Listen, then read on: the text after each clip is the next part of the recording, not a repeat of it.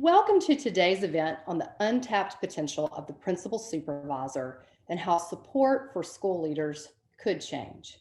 It is an honor to spend the next hour with all of you discussing an increasingly important topic, both in our work at NIET as well as by researchers and practitioners across the country. The answer to why this is becoming increasingly important is simple. Effective principals can significantly accelerate student learning. Recent research demonstrates how, primarily through their strong instructional leadership skills and their ability to coach and improve the capacity of others. But of course, a fundamental question remains: who helps principals to grow their own instructional leadership skills, and how do they do this? Principal supervisors are more and more being seen as the critical link in this question, but often their role is not effectively leveraged to support school leaders and drive what we know can be district-wide improvement. Our panel discussion today will explore how principal supervisors are working to strengthen principals' abilities to first, provide high-impact instructional support to teachers, and second, to develop the leadership capacity of others, including teacher leaders, so they can create a collaborative learning environment and an equitable education for all their students. Using findings from today's new report released, The Untapped Potential of the Principal Supervisor, How Support for School Leaders Should Change, our discussion will highlight strategies principal supervisors can use to maximize their effectiveness, and in turn, maximize the effectiveness of principals. Just this February, a new study came out synthesizing 2 decades of research on the impact of principals. The lead author of the study, Dr. Jason Grissom from Vanderbilt University, is with us today. The report's findings confirm that principals can have a significant impact on student learning outcomes. Replacing a below average principal with an above average principal would result in an additional 2.9 months of math learning and 2.7 months of reading learning for students each year, meaning the cumulative effect is even greater. Researchers also looked at what effective principals do to get these results.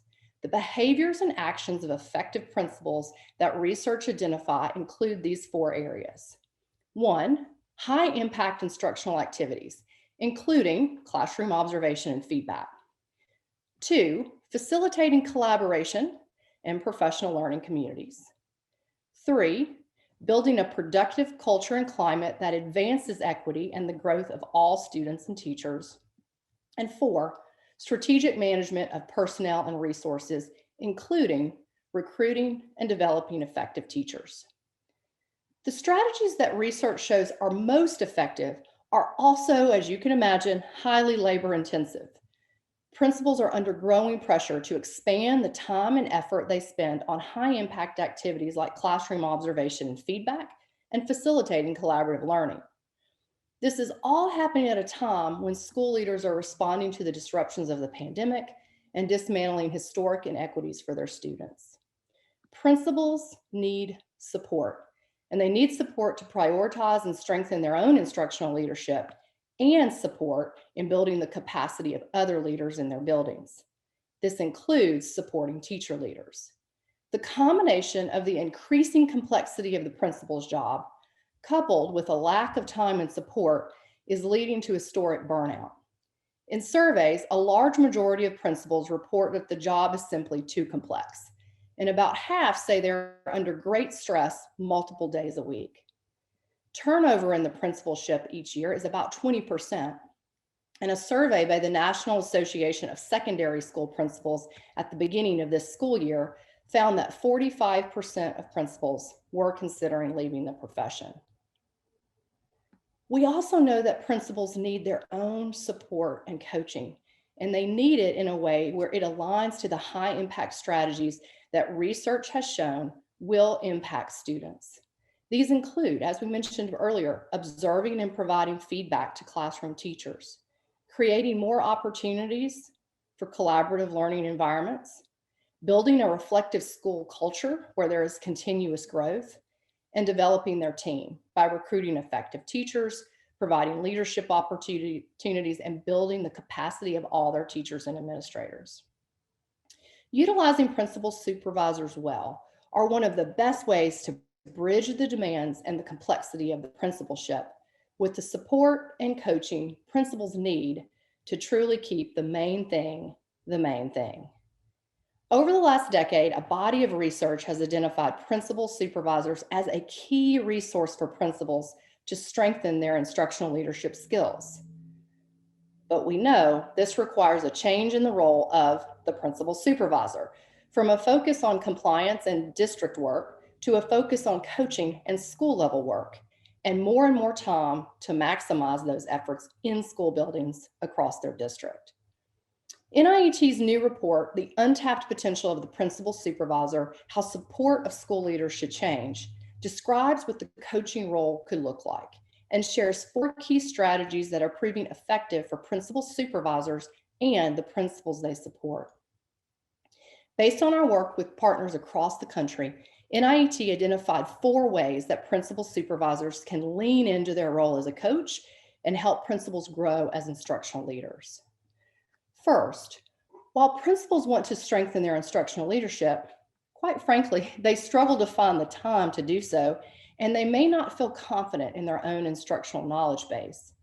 Principal supervisors can help by being a visible partner, meaning they schedule time with principals in their schools, modeling how to be a lead learner in professional learning, how to work on a leadership team, and doing walkthroughs in classroom settings.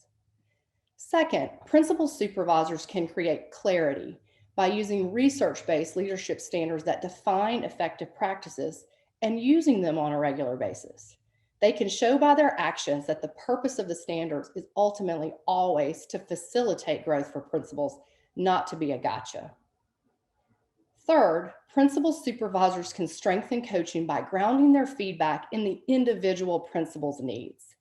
More frequent observations support a cycle of feedback rather than one-off conversations and can more meaningfully align ultimately to the expectations of principal evaluations.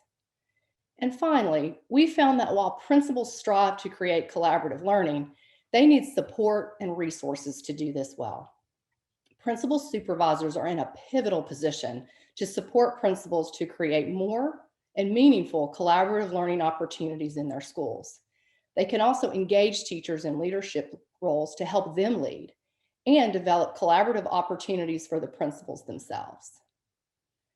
The bottom line is clear. More and more research confirms that the principal supervisor is a pivotal role, and if done well from a coaching stance, can ensure principals become the instructional leaders that can ultimately maximize student growth. With this backdrop, our panel discussion will now take that deeper look. Take a deep look at the instructional supervisor role and the associated coaching practices that should be in place. I'm pleased to welcome Anthony Rebora, the editor-in-chief of ASCD's Educational Leadership magazine, as my co-moderator. The April edition of this magazine is appropriately titled The Empowered Principal, and it includes an article I wrote on strengthening instructional leaders and an article by one of our panelists, Jason Grissom, along with a number of other great perspectives that you don't want to miss on this topic. In addition to his role as editor of Educational Leadership, Anthony leads content development for ASCD's fast evolving digital outlets. He was formerly a managing editor of Education Week, where he oversaw a coverage of teachers and teaching policy. He's written and developed impactful content on a wide range of key K-12 education topics, including professional learning, school leadership, and equity. As an editor, his foremost goals are to empower diverse educator voices and raise awareness of critical issues and, of course, solutions in education. I would also like to introduce our distinguished panelists. Our panel includes leaders who have been recognized for outstanding, innovative work to strengthen principal instructional leadership. First, let me introduce Jason Grissom, who was the Patricia and Rhodes Hart Professor of Public Policy and Education at Vanderbilt University. Jason has led groundbreaking research on the impact of principals on student achievement and on the changing role of the principal supervisor. His work has inspired educators across the country and provides a research base for improvement, such as the ones we're discussing today. And I have to say, Jason has been a colleague and friend at my time at the Department of Education in Tennessee, and is always thinking about how to take research to practice. Second, Star Hardiman is with us. She serves as the principal of Douglas MacArthur Elementary School and Perry Township Schools, located in the Indianapolis metro area. Star's success improving teaching and learning for a high-needs student population that includes a large number of refugees and English learners led her to be recognized by NIET with our prestigious Founders Award this past month. I had the honor of being with her and celebrating with her school just yesterday. Hayward John is the Director of Student Services in Orangeburg County School District in South Carolina. Following a decorated career as a teacher, Hayward was a principal for more than 10 years. He made history with his team as one of 8 South Carolina schools in recent years to go from an F to an A in 1 year. Hayward serves as a national leader and speaker for Call Me Mister, an initiative focused on recruiting a more diverse pool of new teachers. Jim Andrus is the superintendent of Slaton Independent School District in Texas. Jim previously served as principal of Slaton Junior High School and has invested the last 20 years in leading elementary and secondary campuses, working with a diverse group of students. He holds fast to the tenet that school culture and successful learners are linked. And finally, standing in for State Superintendent Cade Brumley from Louisiana, who is in a budget hearing today, we have Malika Salim Morgan. Malika is the Deputy Assistant Superintendent of School Improvement for the Louisiana Department of Education. Malika has dedicated her career to serving schools with the greatest needs. Prior to joining the department, Malika was Executive Director of Transformation for Jefferson Parish Schools, the largest school system in the state. Prior to that, she was the principal in DeSoto Parish Schools in Northwest Louisiana. I want to welcome all of you to our panel, and we can't wait for this conversation. So first, let me go ahead and turn this over to Anthony, who's going to kick us off with our first question. Great. Thank you, Candice. Welcome to all the panelists and welcome to all our viewers. So let's jump right in. I want to start with a general question for everyone on the panel on what it means for a principal to be a strong instructional leader. So as you heard Candice's introduction said, recent research, including Jason's, confirms the powerful impact the principals can have on student achievement. In addition, researchers have identified high-impact strategies that effective principals use to support instruction and develop leadership capacity of others to create collaborative learning environments and an equitable education for all students. So I want to ask you, what are the challenges principals face in putting these strategies in place, and where do you see the greatest opportunities for principal improvement? So Jason, I want to start with you from the research perspective. You can chime in on that.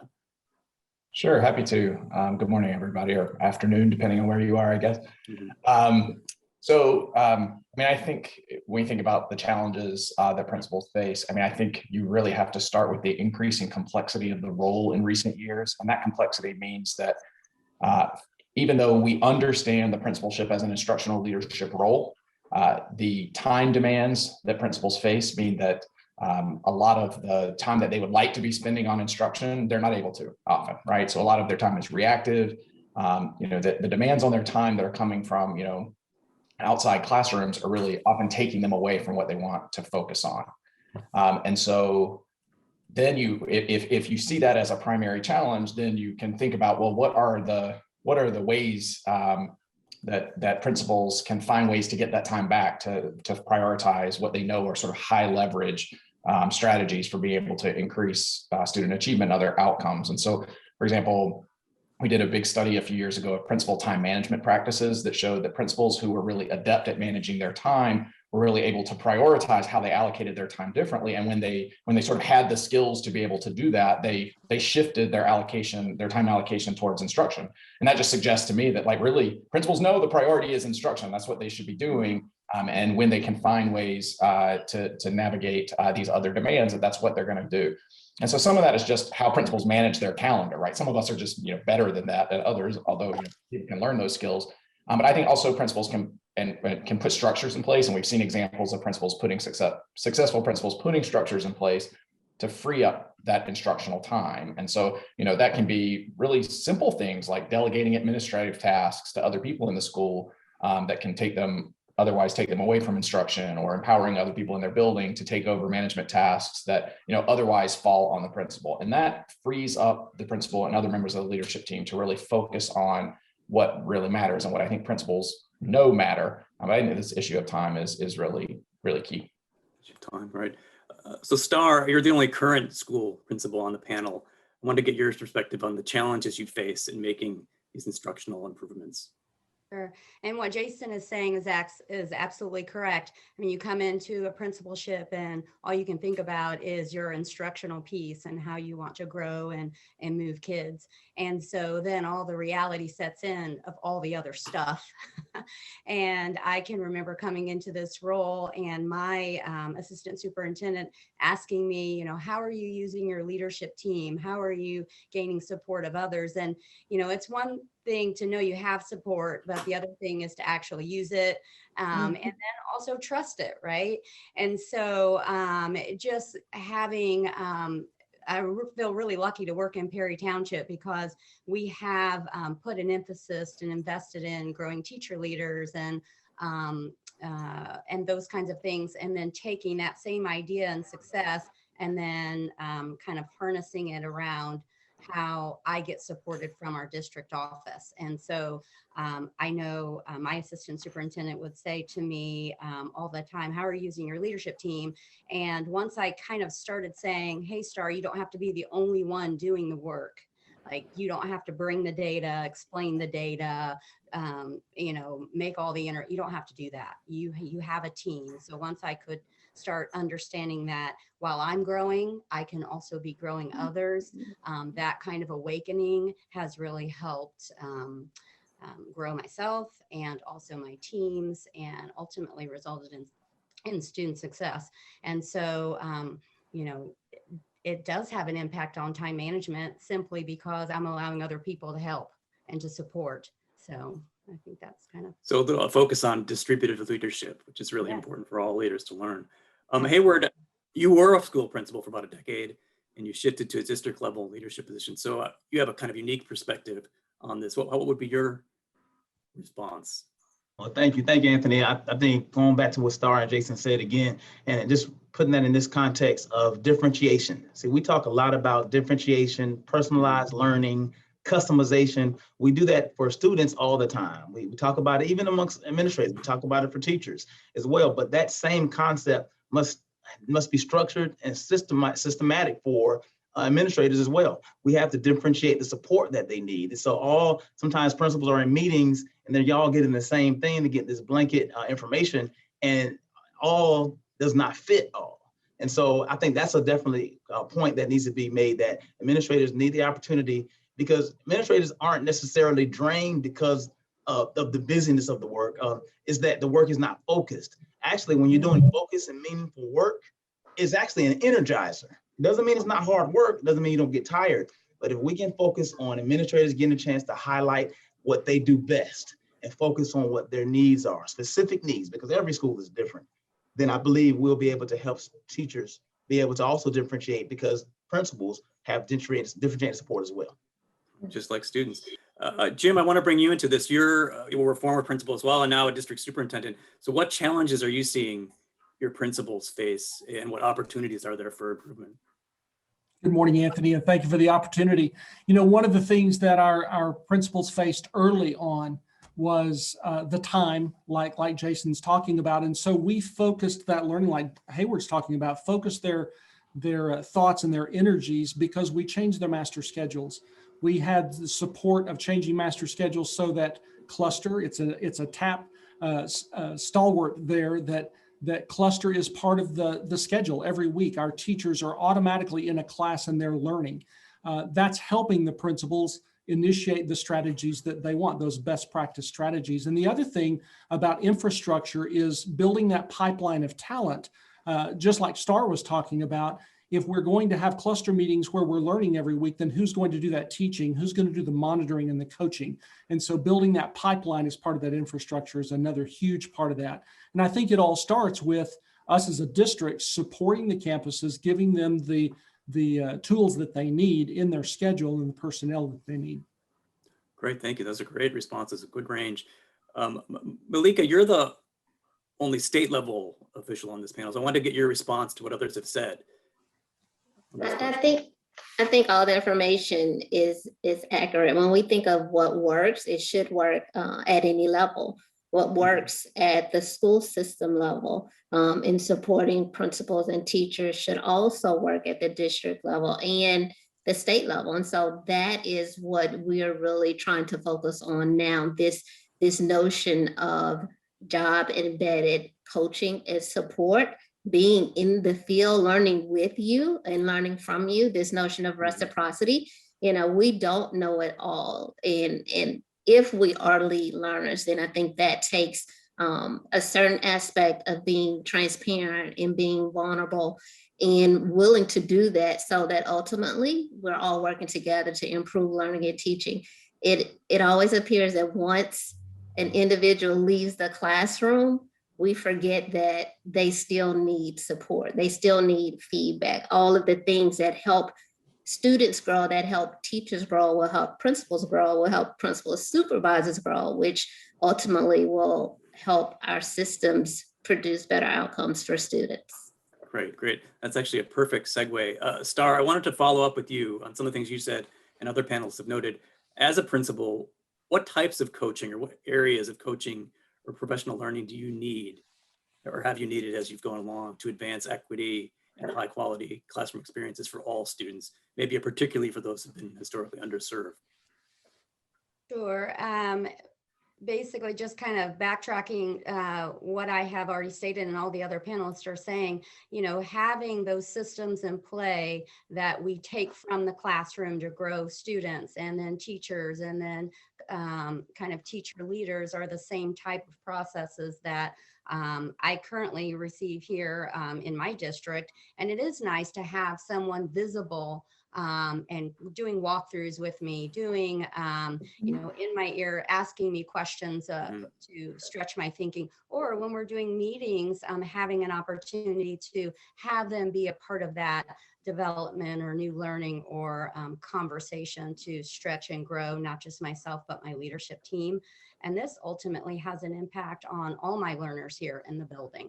I do have a high number of EL learners, and we do focus in on specific strategies to engage those students. And we know that's important and those resources are important, but we're also making sure, I think the district is focused in on making sure that everyone is growing, including principals, including district leaders, and all staff. I think that's been a real focus for the district, and I'm pretty lucky to work here. And so that does point to that supervisor role. I'm going to turn it over to Candice in a second, but Jim, one more question for you as the superintendent. Where do you see principals struggling the most in terms of being a good, strong instructional leader? Are there specific areas or skills that they generally have problems in? Yeah, I think I would turn that back on a reflective practice. Principals feel like they're doers all the time. They have to go do, they do. And allowing them to reflect on their own practice is huge. But asking them to reflect in a silo is empty. They don't get anywhere. So providing for them a cluster of their own, we call it a district instructional leadership team, and allowing them to come out and reflect openly with their peers and have a cohort to work with, I think is one of the solutions to that, because the work is complex. And like Hayward said, they're not afraid of the hard work, but it's complex. And so that reflection, that vulnerability to coach others, when they model that for teachers and they model that for principals, it's huge. That's great. So Candice, I'll turn it over to you now for follow-up. Yeah, I want to switch gears a little bit to now some specific practical structure, strategy, support mechanisms that help us with this transition of what the instructional supervisor role should look like. We've talked about time being a barrier, the complexity of the role. I love that Melissa Tooley has pointed out in the chat that there's sometimes complexity because of size or the differentiation of content areas, particularly in a high school, that a principal is trying to oversee. And so how do you become an instructional leader when you've got that size factor or the complexity of the multiple disciplines that you're overseeing? So Jason, I'm going to start with you. It's a tough question, but in your research and the work that you've seen, what are some of those specific supports and strategies that tend to work to actually move that instructional supervisor, that principal supervisor, into the appropriate role to support principals? Yeah, so my thinking about this is really informed by a study we did at Wallace Foundation, had what's called the Principal Supervisor Initiative a few years ago, where they worked with 6 urban districts to overhaul their approach to principal supervision. And we studied what those districts did over a four-year period or something. And the way I sort of think about this is that we know an important piece of the principal role is instructional leadership. That's what we were just talking about, right? And in fact, in the Wallace synthesis that Candice mentioned a few minutes ago, we showed that the evidence really supports a specific understanding of instructional leadership, right? Not this sort of broad, sort of vague, sense that we all sort of know there should be a focus on instruction, but what that really means is something really sort of explicitly on supporting and improving instruction through practices like getting into classrooms to observe teachers, and feedback and coaching based on what you observe, and engaging with data about teachers and about their impacts on students, and then connecting teachers to professional learning opportunities based on evidence from observations and data, right? So that's how we understand instructional engagement that principals should be doing. And I think the key here is to see that the principal supervisor role is also an instructional leadership role, and they're just direct parallels. So, step one to effective principal supervision is getting into schools with time devoted to instructional leadership. So supporting principals' instructional leadership growth. And then, walking through the school, walking through classrooms alongside the principal. And then using that as an opportunity to give the principal feedback or observe the principal in a feedback conversation with a teacher. And then, processing, debriefing, helping, coaching around sort of effective feedback conversations. And then use the same sort of, again, the other parallels are like engaging with school level data with the principal and understanding, helping the principal process and understand how changes in their practice can impact, different outcomes in the school. And then using that understanding to connect the principal to professional learning opportunities based on evidence and data. And I think in the principal supervisor initiative districts that were really successful, that was the lens they were able to bring to principal supervision, the sort of reimagining of the role as just like the principal is focused on instructional leadership, my job is developing and supporting instructional leadership in the principals that I work with. Very well said. And I think spot on with what we heard some of the panelists talk about. I think you used, Malika, the word reciprocity. Like, what are these practices that what you're doing with teachers, you're now doing a version of that between the principal and the principal supervisor. So it's an image of what the principal should be doing with teachers. And so then you're learning those coaching skills that kind of go up and down that spectrum for improvement. So Hayward, I want to turn to you. Does that resonate with you? And as a principal and now someone who's at the district office, what are those practices that you have seen work? Things Jason said, or would you add to that? I think when Jason was mentioning about walking with the administrator, I was so excited to hear that, because it is a partnership. It's a relationship. It's a merger. It's not a principal supervisor coming in and I'm here to give you what you don't have. No, it's not like that. It's also not the principal supervisor taking time to relive their glory days. When I was a principal, I was this, and I can do that. You can do it because I did it. No, it's actually helping the principal find their voice, helping them find the talents and gifts on the inside of them. So it's not as much about putting something in the administrator, the principal. It's about pulling out of the principal. What is it that you have that is good, that's going to be helpful to build the school, to build the dream, the school of your dreams, what you've always wanted to do. And so it's actually kind of reigniting that passion, that inspiration for that principal to know that I am enough. I actually have what I need. And then through our exchange, through our partnership, we're going to gather tools and create tools that's going to grow together. So the supervisor actually is going to gain a lot from the principal. So it's a listen to learn more than a listen to respond. So I'm actually learning from you rather than listening to you just so I can tell you what the district office told me to tell you. It's not that mindset. So I believe that's helpful. That's helped me in my work as well. And then also, again, just also helping principals to be able to find their story as well. So as you find their voice, what is their story? How can they track those successes along the way to be able to gain the success they need with their school? But again, it is a relationship, it's a partnership that involves a lot of listening non-judgmentally and actually using what you get from the principal to build the school that they believe they can have. Hayward, and I've seen you do that with principals, and that relationship then to turn it around where the principal supervisor is doing that with the principal. It's such an amazing relationship. You use that word, it's individualized. And to do that, Jim, I want to turn a question to you, because Hayward is really describing something that is absolutely what we want. And I have heard you talk about the role that you had as deputy superintendent, where you were supporting principals and you were consistently in the schools. You made that time. You found how to make that work. I want you to tell us, what's the secret sauce? How do you do that? How do you get in the building and have those authentic conversations and relationships? Well, it goes back, first of all, to what Jason said. It's time, but it's an investment. It's not a waste of time. It's building relationships like Hayward said, but it's investing. It is answering the questions in real time. It's watching the teachers struggle in an ILT meeting, an instructional leadership team meeting, or in a cluster meeting, and then having a conversation about the possible outcomes and how could we have done that differently.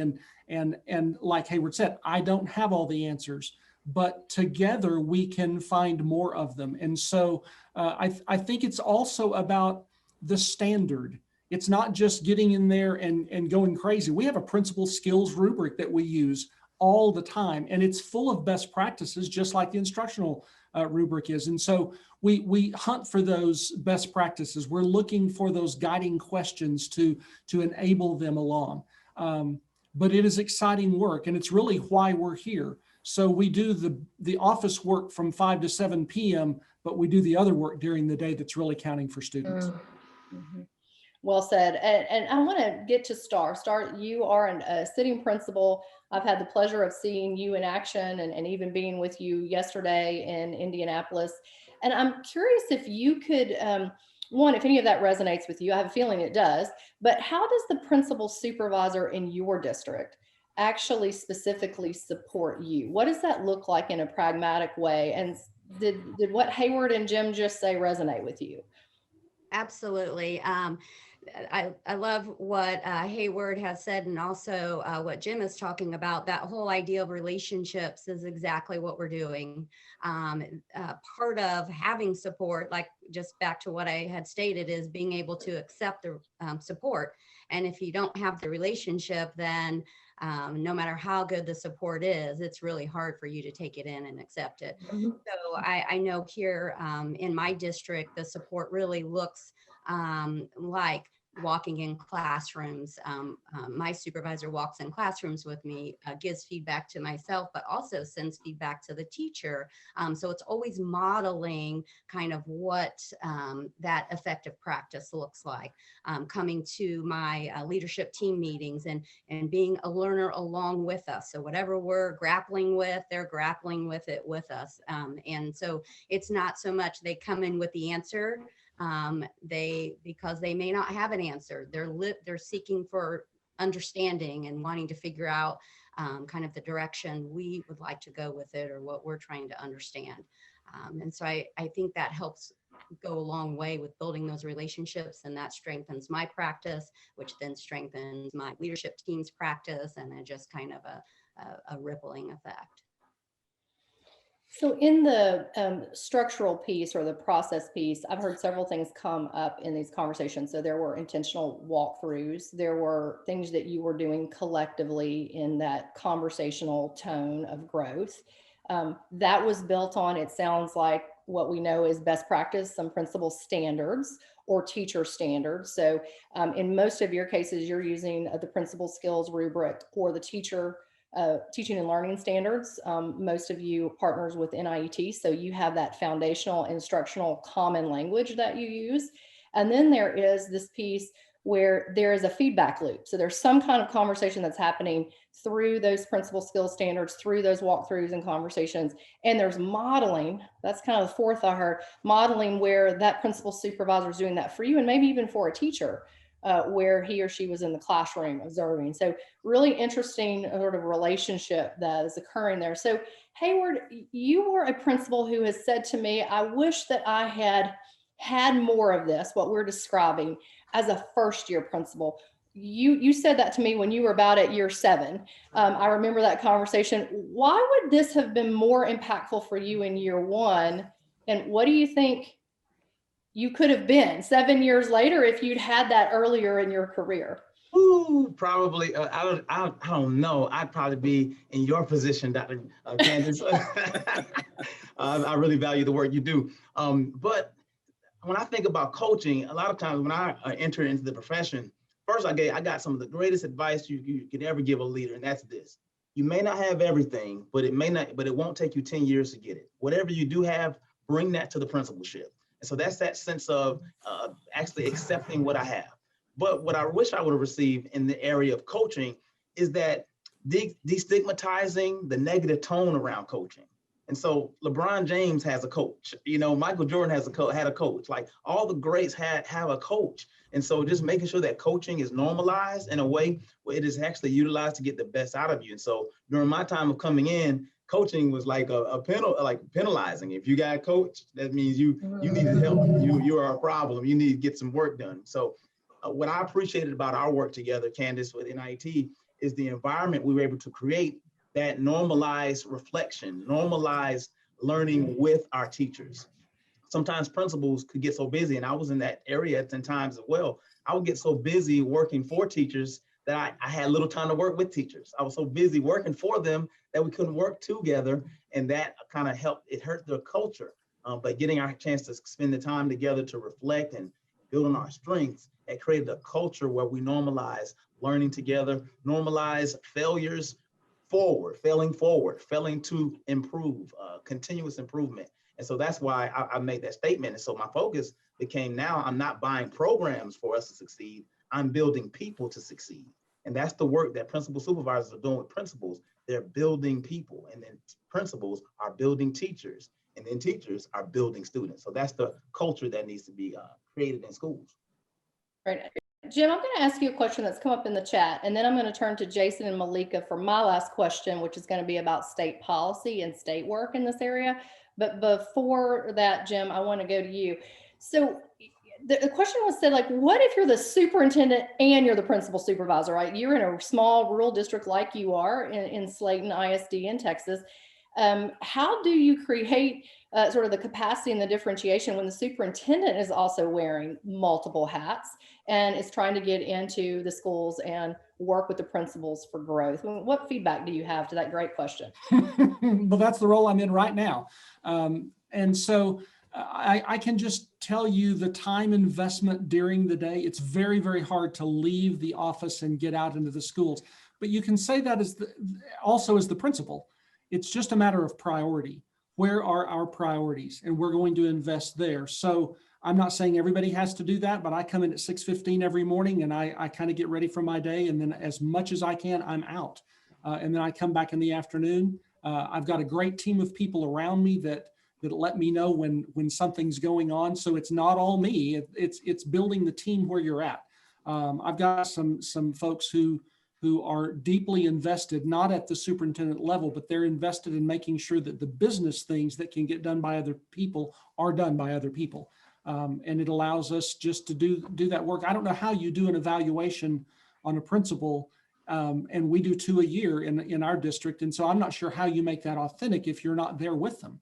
It has to be an authentic evaluation. It has to be authentic coaching and authentic relationships. Mm-hmm.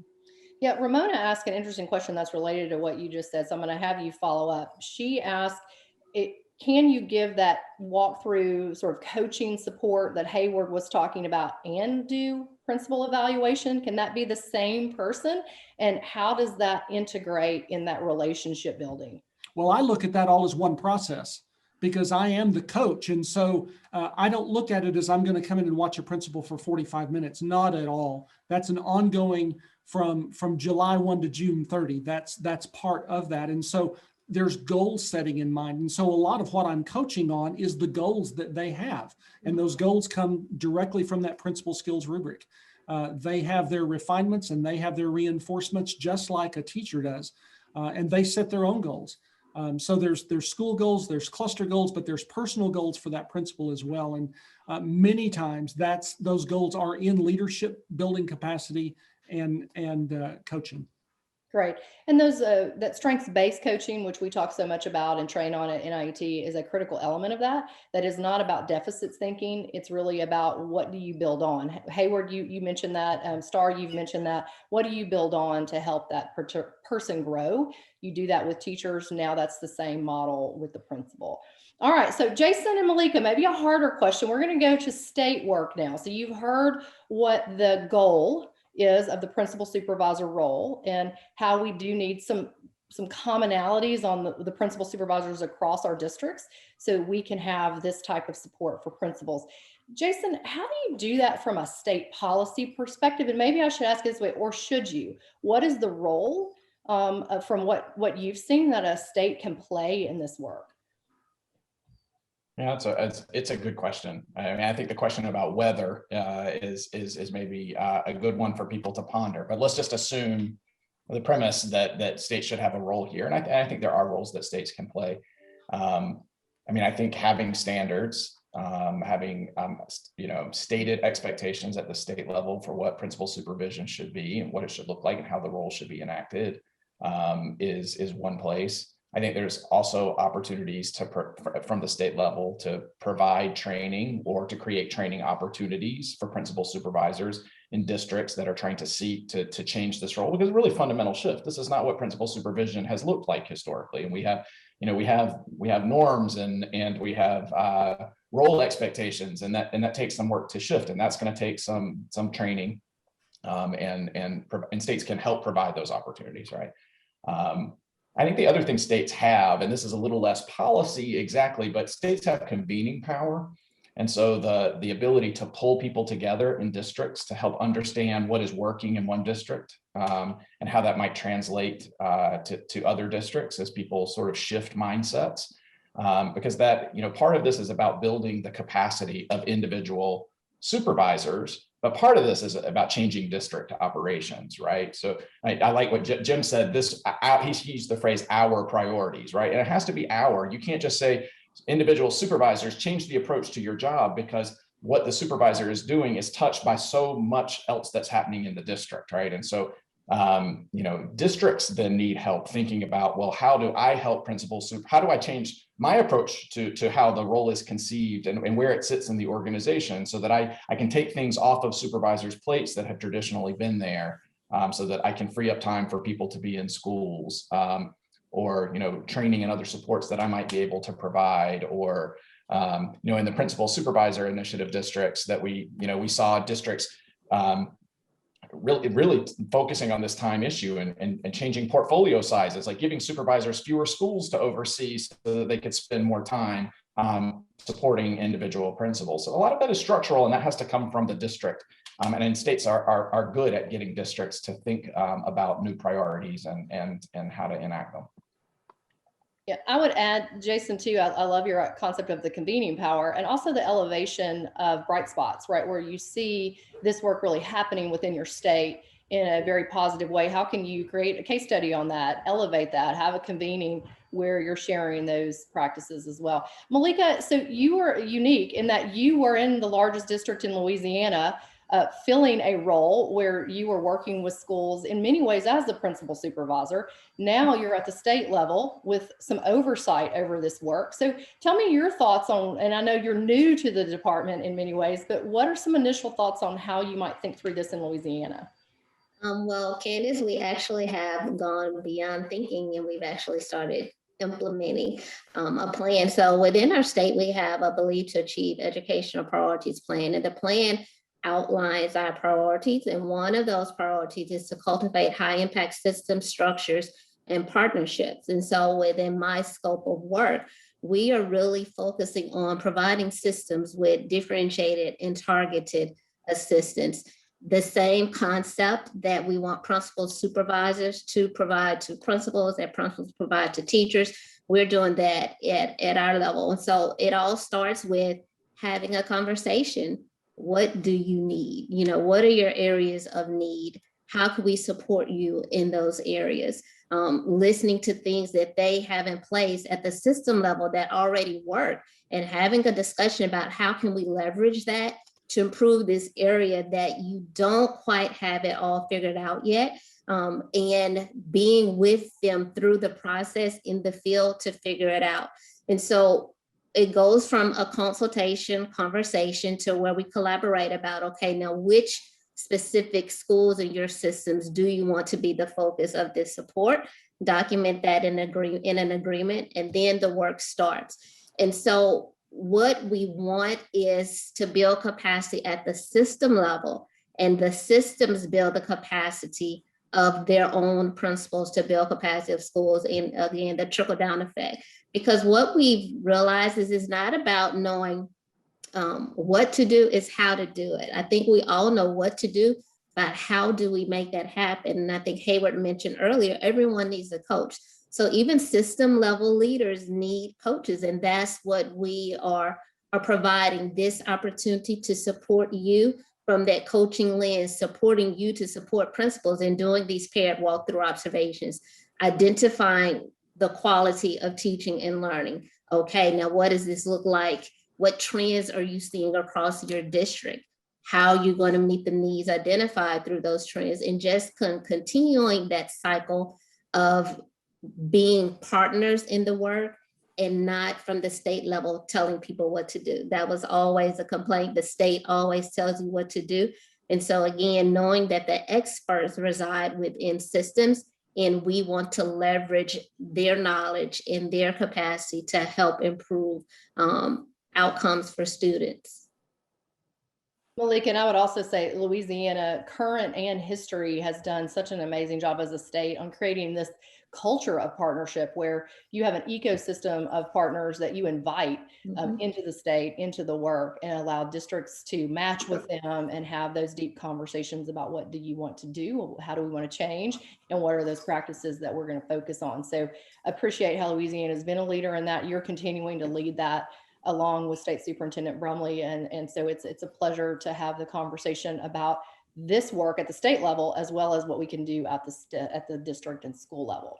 So Anthony's going to bring us home. We have last few questions. These are kind of lightning round questions. So Anthony, I'll turn it over to you. Sure. Yeah, I have one quick follow-up based on Malika and Jason's responses. On the training and preparation of principal supervisors, what specific things do they need? Beyond consultations and obviously there's a general need, but what is preparation for if once you've identified a potential principal supervisor, what kind of preparation do they need? Malika, you could respond, and then Hayward, I'd love to get your perspective as well. So that the support is focused, we have kind of identified a set of 5 school improvement best practice strategies. And so within our state program to allocate resources, systems had to identify in which of those best practices they wanted to receive support, in which schools would be the recipient of that. So we kind of have an idea of what systems need based on terms of school needs. And so from there, it's how do we go deeper? If you said you need help at the system level with implementing instructional leadership teams school-wide, first, okay, well, what is the expectation at the district level? Which schools have these instructional leadership teams?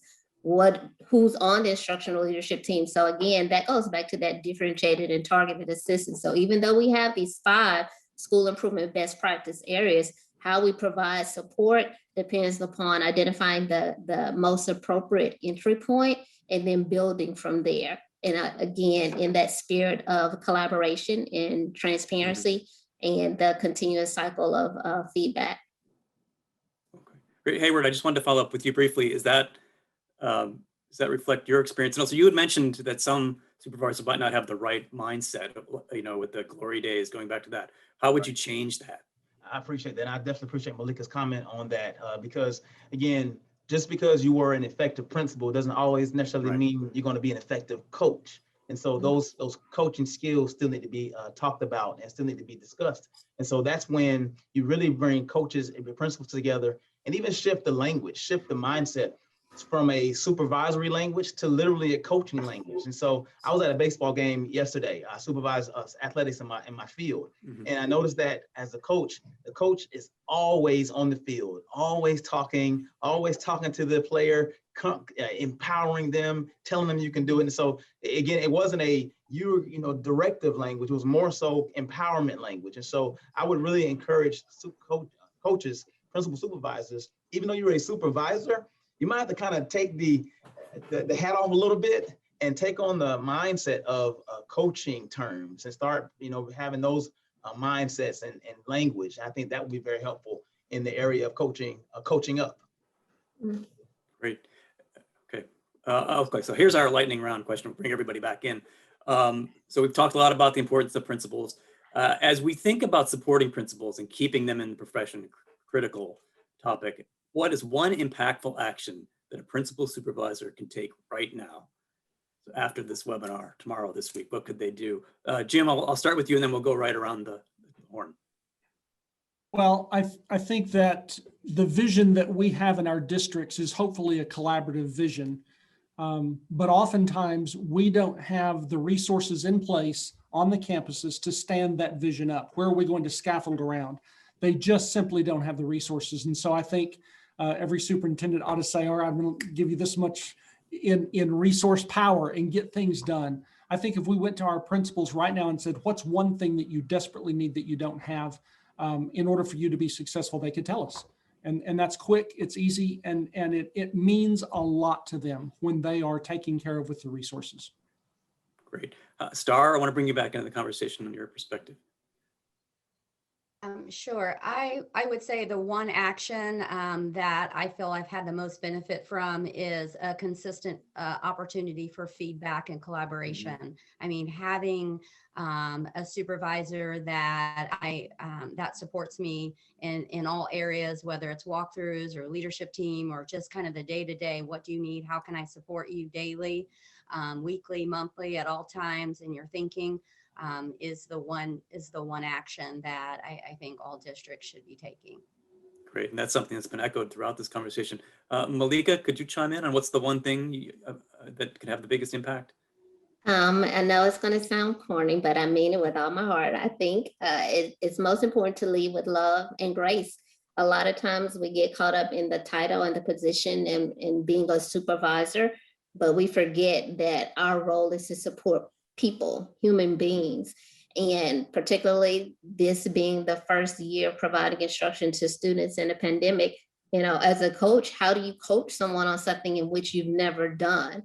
And so it's being compassionate, but giving them the grace and understanding it's okay not to know. I'm here with you through this. We will mess up together. We will hold each other up, and not being so focused on those transactional things like turning in your master schedule. Yes, you need a master schedule. If you're a couple of days late, as long as you get it, but really still trying to stay rooted in the day-to-day work of the principal. We all lose we have all, except Star, have all lost credibility because we are not in schools anymore. So still trying to remain connected and understand the vastness of the job and to lead through love and grace. Great. I don't think it was corny. Everybody on the panel was nodding their heads. So, Jason, can you chime in on impactful action that a principal supervisor could take? Yeah, I mean, I think my answer would sort of echo Star's a little bit, which is, I think if you're going to do one thing this afternoon, go get with your calendar and schedule some time with each one of your principals that's going to be devoted to instructional leadership support, that feedback and coaching that principals need. And I think that there's really two steps there, because one of the steps is scheduling the time, and then the second part is protecting it once it's on the calendar, and that's really the that's often the hard part. But start with step one and get it on the calendar, and figure out how you're going to be able to devote that significant time in the coming weeks as we sort of get to the end of the school year here and providing your folks with the support they need. Great, thanks. So time and attention and feedback are big ones. Hayward, I'll give you the final word here. Yes, sir. I really appreciate those comments. We have to understand, especially in this pandemic, we're not manufacturing managers. We're helping to build leaders. And in this pandemic, we've almost become crisis responders. And I don't want that to be the tone of our leadership, that we're always leading with a crisis mentality. And so I think one way to help immediately is to develop what I call, Malika, you might say this is corny, a weight loss program. Now, I mean that metaphorically, a weight loss program. And I think some of y'all already get where I'm going. what can you do to take the weights off of administrators so that they can work? A lot of their work is so heavy that it's starting to distract them from their why. So they came in it for their why, but the what and the work is starting to distract them because some of the stuff is so busy. And Jason mentioned about how can you delegate and distribute certain things so that administrators can focus on the powerful work, the necessary work. So what kind of weight can you take off now? Our district did something very phenomenal, very simple, but it took so much weight off of leaders.